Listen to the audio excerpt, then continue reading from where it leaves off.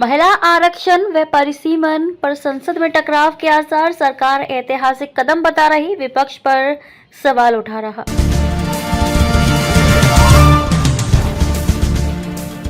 संसद के विशेष सत्र में इस सप्ताह महिला आरक्षण और परिसीमन विधेयकों को लेकर सियासी घमासान तेज हो गया है। सरकार और विपक्ष के बीच तीखी बयानबाजी हुई। केंद्र सरकार जहां इसे ऐतिहासिक कदम बता रही है, वहीं विपक्ष इसके पीछे की मंशा पर सवाल उठा रहा है।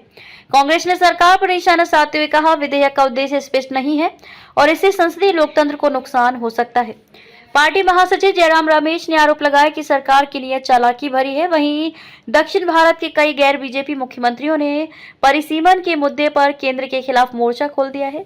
तमिलनाडु के मुख्यमंत्री एम.के. स्टालिन ने चेतावनी दी कि यदि राज्य के हितों को नुकसान पहुंचा या उत्तरी राज्यों का राजनीतिक प्रभाव बढ़ाया गया तो तमिलनाडु में व्यापक आंदोलन होगा। तेलंगाना के मुख्यमंत्री ए. रेवंत रेड्डी ने प्रधानमंत्री को पत्र लिखकर सभी दलों की बैठक बुलाने की मांग की है। उन्होंने कहा कि सिर्फ जनसंख्या के आधार पर लोकसभा सीटों का बंटवारा करने से संघीय संतुलन बिगड़ सकता है और दक्षिणी राज्यों के साथ अन्याय होगा। रेड्डी ने आंध्र प्रदेश, कर्नाटक, केरल, पुडुचेरी और तमिलनाडु के मुख्यमंत्रियों को भी पत्र लिखकर इस मुद्दे पर संयुक्त रणनीति बनाने का आह्वान किया है। उनका कहना है कि बिना राज्यों की सहमति के कोई भी फैसला व्यापक विरोध को जन्म देगा। केंद्रीय मंत्री किरेन रिजिजू ने लोकसभा सीटों के परिसीमन से दक्षिण के राज्यों को नुकसान होने की आशंका सिरे से खारिज कर दी।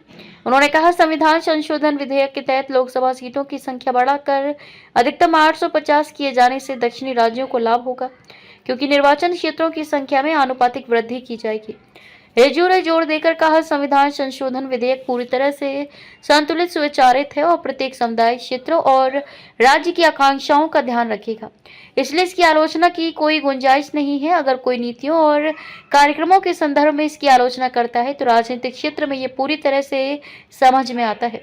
लेकिन विधानसभा में महिलाओं के लिए 33% आरक्षण का कोई भी दल विरोध नहीं कर रहा है। मंत्री ने कहा, यह केवल सरकार का विधेयक नहीं है, बल्कि ये सभी राजनीतिक दलों, पूरे देश का किसी न किसी रूप में विधेयक है।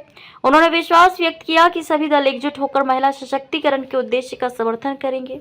यदि कांग्रेस ने सरकार का साथ नहीं दिया तो उसे इन विधेयकों को पारित कराना मुश्किल होगा, क्योंकि नियमित किसी भी संविधान संशोधन विधेयक को पारित कराने के लिए संसद में मौजूद सदस्यों के 2/3 बहुमत की जरूरत है। सरकार के पास अपने दम पर लोकसभा या राज्यसभा कहीं भी ये बहुमत नहीं है। लोकसभा में 2/3 बहुमत की संख्या 362 है, जबकि एनडीए के पास कुल 292 सदस्य ही हैं। इस तरह राज्यसभा में 2/3 का आंकड़ा 163 का है, जबकि सरकार के पास 141 सदस्य ही हैं। ताजा खबरों के लिए India 24 news express live channel को सब्सक्राइब जरूर करें, साथ ही बेल आइकन दबाना न भूलें। अगर आप हमें फेसबुक, ट्विटर, इंस्टा के माध्यम से देख रहे हैं तो पेज को फॉलो जरूर करें। वीडियो अच्छा लगा हो तो वीडियो को लाइक, शेयर और कमेंट जरूर करें। धन्यवाद।